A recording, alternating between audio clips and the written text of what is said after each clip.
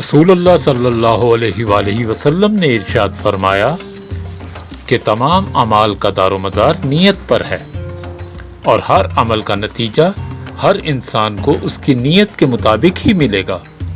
پس جس کی ہجرت دولت و دنیا حاصل کرنے کے لیے ہو یا کسی عورت سے شادی کی غرض ہو، پس اس کی ہجرت انہی چیزوں کے لیے ہوگی جن کے حاصل کرنے کی نیت سے اس نے ہجرت کی ہے۔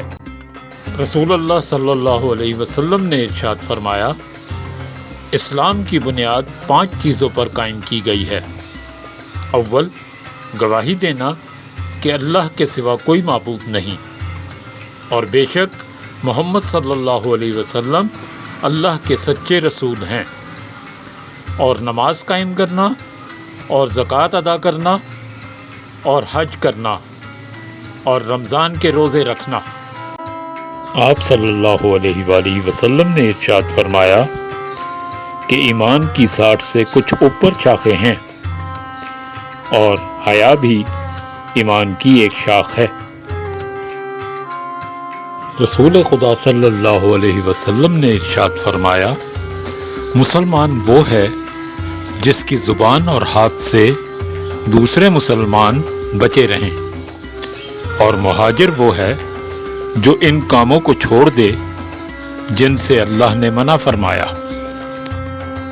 لوگوں نے پوچھا، یا رسول اللہ صلی اللہ علیہ وآلہ وسلم، کون سا اسلام افضل ہے؟ تو نبی کریم صلی اللہ علیہ وآلہ وسلم نے فرمایا، وہ جس کے ماننے والے مسلمانوں کی زبان اور ہاتھ سے سارے مسلمان سلامتی میں رہیں۔ ایک دن ایک شخص نے نبی کریم صلی اللہ علیہ وآلہ وسلم سے پوچھا کہ کون سا اسلام بہتر ہے؟ آپ صلی اللہ علیہ وآلہ وسلم نے فرمایا کہ تم کھانا کھلاؤ، اور جس کو پہچانو اس کو بھی، اور جس کو نہ پہچانو اس کو بھی، الغرض سب کو سلام کرو۔